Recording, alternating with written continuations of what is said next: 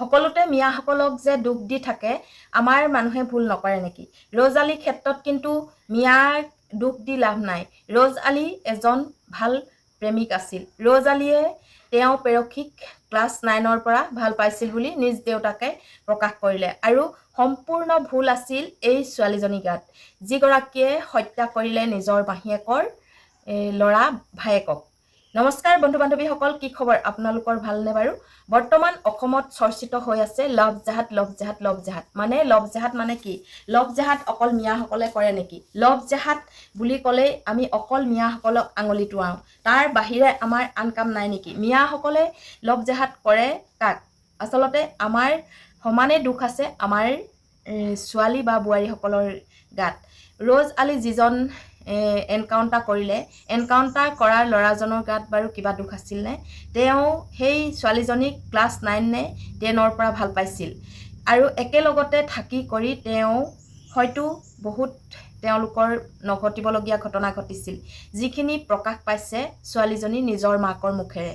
এতিয়া তেওঁক এনকাউণ্টাৰ কৰাৰ পাছত সকলোৱে লভ জেহাদ কৈ থাকে। আচলতে কিছুমান কথা শুনিবলৈ একেবাৰে সহ্য নহয়। যাৰ গাত দুখ নাথাকে তেওঁক যদি এনেকৈ লভ জেহাদ বুলি কয় তেনেহ'লে নিশ্চয় কথাবোৰ শুনি ভাল নালাগে। কাৰণ ৰ'জ আলী আছিল তেখেতৰ লগত সম্পূৰ্ণ প্ৰেমিক প্ৰেমিকা আৰু তেওঁলোকৰ কিবা বিবাদ হোৱাৰ পাছত ৰ'জ আলীক এৰিবলৈ চেষ্টা কৰিছিল আৰু তাৰ সম্পূৰ্ণ সহ্য নোহোৱাৰ বাবে বাৰে বাৰে ৰ'জ আলী গৈ তেখেতলোকৰ ঘৰলৈ গৈ মাকক আৰু তেখেতক কয় যে যদি তাই মোৰ লগত কথা নাপাতে, এনেধৰণৰ কথা কিছুমান মাকে নিজে প্ৰকাশ কৰিছিল।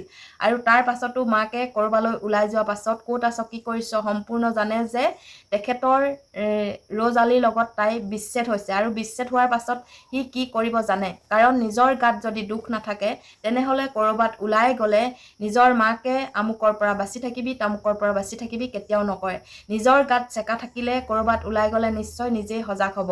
সেই সজাগটো কিন্তু মাক হৈ আছিল আৰু বাৰে বাৰে কৈ আছিল আৰু যাবলৈও বাধা কৰিছিল বুলি নিজ মুখেৰে মাকে কৈছিল। কিন্তু ৰ'জ আলী গাত এটাই ভুল হ'ল, তেওঁ দমেৰে তেওঁক শাসনেৰে তেওঁক আকৌ নিজৰ পক্ষত আনিবলৈ বিচাৰিছিল।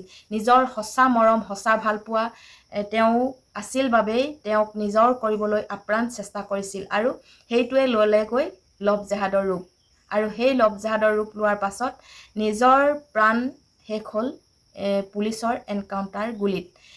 অৱশ্যে ৰ'জ আলী গাতো ইমান দুখ নথকা নহয়। ৰ'জ আলীয়ে আচলতে আইন প্ৰশাসনৰ আগত তেওঁ সৰু হ'ব লাগিছিল আৰু তেওঁ আগতেই আইনৰ ব্যৱস্থা লৈ তেওঁ প্ৰেমৰ প্ৰস্তাৱ বা তেওঁ প্ৰেম প্ৰত্যাখ্যান কৰাৰ কথাটো আইনত জনোৱা হ'লে নিশ্চয় কিবা এটা সফল হ'লহেঁতেন। আৰু ছোৱালীবিলাক আজি এটা লগত কালি এটা লগত এনেধৰণে কৰোঁতে নিজৰ কেতিয়াবা জীৱন এনেকৈ হানি হয় আৰু নিজৰ লগতে আনৰো হানি কৰে। এতিয়া যিজন হত্যা হ'ল তেওঁ মাহীয়েকৰ পুতেক, সেই পুতেকজন বিনা কাৰণত তেওঁ নিজৰ জীৱন ধ্বংস হ'ল। গতিকে আগৰ দিনৰ পৰাই আচলতে ছোৱালীৰ লগত কোনো মানুহেই পক্ষপাতি হ'ব নালাগে বা ছোৱালীৰ লগত বহুতৰ এনেধৰণৰ কাণ্ড হৈ থকা আমি অতীজৰ পৰা দেখিছোঁ আৰু ভগৱানৰ যুগৰ পৰাও আছে। গতিকে যিকোনো কথাই যে লভ জেহাদৰ ৰূপ দিব নালাগে সেই কথাষাৰহে মই মোৰ মনৰ ভাৱটো প্ৰকাশ কৰিছোঁ।